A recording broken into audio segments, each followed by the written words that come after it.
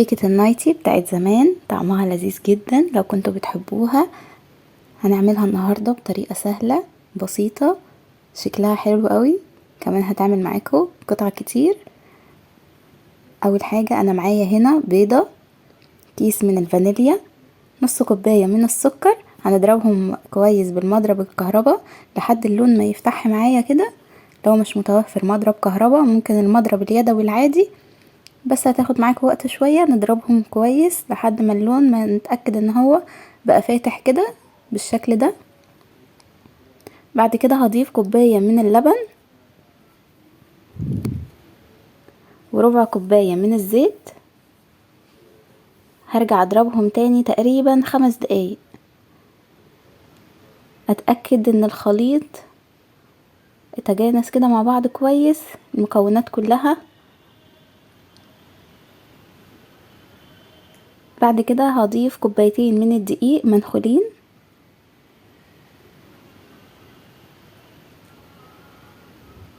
دي اول كوباية. بعد كده هضيف الكوباية التانية ومعاها معلقة صغيرة مليانة كده من البيكنج باودر، هنخلهم.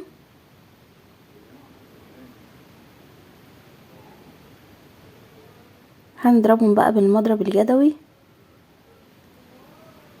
لحد ما نوصل لخليط الكيك قوامه مظبوط.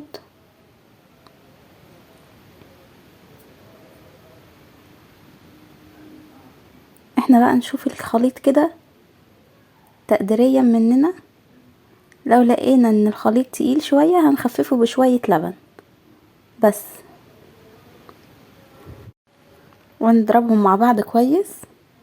خلاص كده الكيكة بقت جاهزة معايا، هي سهلة جدا وخطواتها بسيطة، شكلها في الاخر حلو قوي وطعمها كمان لذيذ جدا، هتعجب كل اللي هيدوقوها.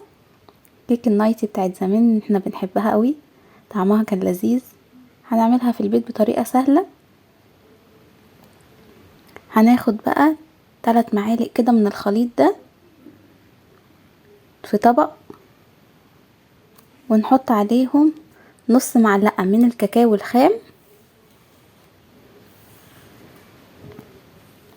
نص معلقة بس. بعد كده هنزودهم معلقتين تقريبا من اللبن. اللبن برضه هنزوده تدريجيا كده لحد ما نوصل للقوام المظبوط.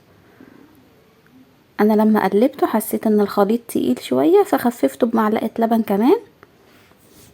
هنحطهم في كيس كده ونفتح فتحة صغيرة خالص. هحط خليط الكيك في صاج وحطيت ورق زبدة، لو مش متوفر صاج ممكن صينيتين، صينية مستطيلة كده نحط فيها برضو ورق زبدة. والصينية التانية اهم حاجة ان الخليط يعني لما نحط الكيك في الصاج او في الصينية تبقى رفيعة كده مش تخينة قوي. هنعمل بقى شكل الخطوط ده بخليط الكيك اللي احنا حطينا عليه الكاكاو عشان يطلع لنا بالشكل الجميل ده في الاخر. بخلة سنان بقى او بعصيان الشيش طاووق هنعمل الشكل الجميل ده بتاع كيك النايتي. هو سهل قوي وشكله جميل.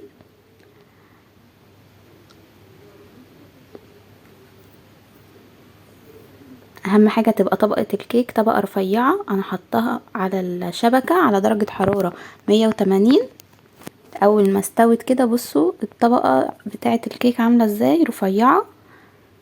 قلبت الصاج بقى وطلعت الكيك كده على ظهر الصاج، بس هنشتغل فيها لما تهدى شوية مش اول ما تخرج من الفرن على طول. هنشيل بقى ورق الزبدة ونقسمها نصين ونحط عليها طبقة من الفراولة، مربى الفراولة او المربى اللي انتوا تحبوها، يعني مش لازم مربى فراولة بس، ممكن كمان شوكولاتة. بصوا الفتحة اللي في الكيك دي بسبب الورق بتاع الزبدة، كانت الورقة متنية في الكيك فهي اللي عملت الفتحة دي، بس مش هتأثر معانا في اي حاجة عادي. هنساوي بقى الحروف كده بتاعت الكيكة. انا مكنتش عارفة اقطعها على الصاج فحطيتها على البلانشة الخشب كده عشان اعرف اقطعها. هقطعها بقى كده بالتساوي. بصي هتطلع معاكي كام واحدة، طلعت معانا كذا قطعة. هنساوي برضو الحروف كده، يعني الاطراف دي هنشيلها، اكيد مش هتترمي، هتتاكل برضو، بس عشان يبقى شكل الكيكة حلو. بصوا بقى بجد يعني تحفة، شكلها وطعمها لذيذ جدا، كل اللي هيدوقها هيحبها جدا. بصوا شكلها نفس كيك النايتي، تحفة بجد. اتمنى ان انتوا تجربوا الوصفة وتقولولي ايه رأيكم، هتعجبكم جدا ان شاء الله. ما تنسوش تعملولي لايك، لو لسه ما اشتركتوش في القناة تشتركوا.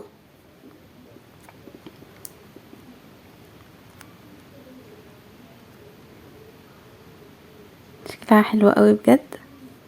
اتمنى تجربوا الوصفة ان شاء الله، تقولولي ايه رأيكم، هتعجبكم جدا.